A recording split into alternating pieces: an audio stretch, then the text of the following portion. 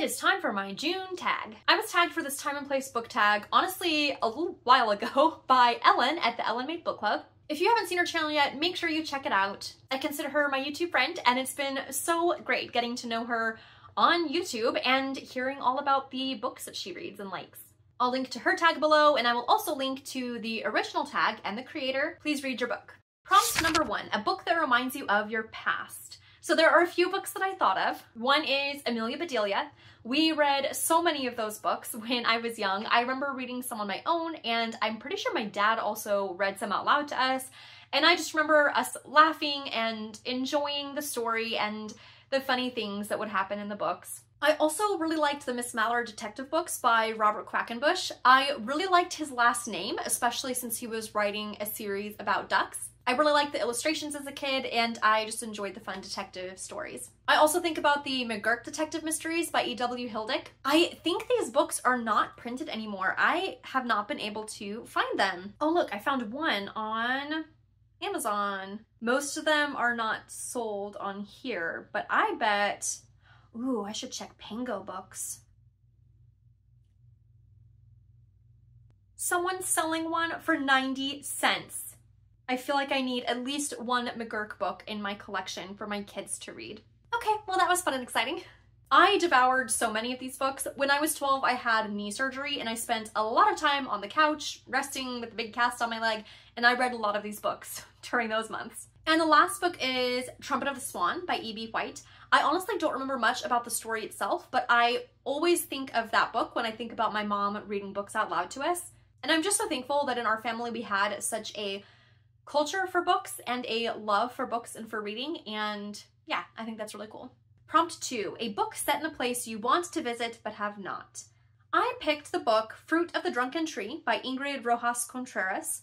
This book is set in Colombia in the 90s during the reign of Pablo Escobar.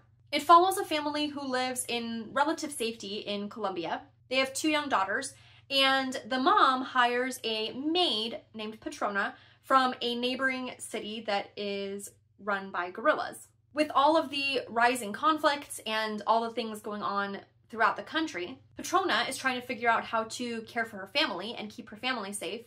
And Chula from this family is also, she's just kind of watching everything and taking things in and figuring out what is going on and trying to figure out what is going on with Petrona.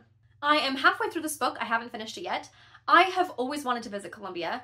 First of all, it just looks absolutely gorgeous. The mountains, the cities, oh, it looks so beautiful. I would love to go and see it in person. And back when Colombia first gripped me, I was probably in my early teens. I read a lot about the culture and food and all sorts of things, and I have just wanted to visit there ever since. Prompt 3, a book that is set in a foreign country that you admire. I Must Betray You by Ruta Sepetys. This book is set in Romania in 1989 when communism was widespread throughout the country. It follows the story of Cristian Florescu, who is 17, and he is blackmailed into being an informant. He has to choose if he will betray the people that he cares about, or if he will use his position to try to make a difference and make change. I read this book maybe 2 years ago, something like that, and it really impacted me. First of all, it was so well written in capturing a small glimpse of what that must have been like when you don't know who around you is an informer, who is safe, who can be trusted, even family. Like, I can't even imagine living through that. I actually visited Romania when I was 16, and I was 16, like, I knew some things about what had happened. And I even remember like hearing from some of the people there about some of the effects of the things that their country had experienced. But it wasn't until reading this book as an adult and being able to look back, like when I visited, that was a mere 15-ish years since all of these things took place. Like, this is recent history. And it was just really interesting thinking more about the historic realities of what this country has been through. I love the country. I loved the people that I met. I loved their coffee. And I definitely would like to go back. Prompt 4, a book that is set in the city or province or district that you live in. So technically, I'm not gonna do that. I'm kind of gonna do my own thing and instead choose a book from the area that I grew up in. I lived in California for 22 years. I still consider it home. I love it so much. I grew up in the greater Los Angeles area, so the book that I thought of is Malibu Rising by Taylor Jenkins Reid. This was the first book that I read by this author, and I enjoyed it. I love anytime I'm reading a book and I recognize places or freeway exits or names of freeways or just all these things that just feel like home. California is such a vibe and I love it. Anyway, Malibu Rising is about the Riva family in Malibu in 1983. Nina Riva is hosting her annual end of summer party, and that night will end in a fire and destruction. And that's not a spoiler because it's on the back of the book. So of course there's all the questions, what happens in between to get us to the point of the fire, who's hiding secrets, and what is going on with this family. I also think it's cool because this book also somewhat ties into another Taylor Jenkins Reid book, Carrie Soto is Back, and I also really liked that book. Prompt next 5? I'm not sure what I'm on. A book set in the future that is or you think will be realistic. I honestly don't have an answer for this one.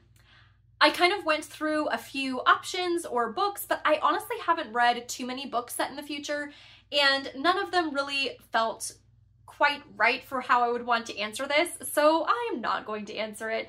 But let me know in the comments if you do have an answer off the top of your head for a book set in the future that either you would recommend to me or a book that you think might actually be realistic someday. Now to tag some other channels. I'm gonna tag 4 channels, but if I don't tag you and you wanna do this tag, please absolutely do it and let me know because I would love to hear your answers. I'm going to tag Books and Bean, Paige Lisnick, Libraries and Lattes, and The Liminal Season.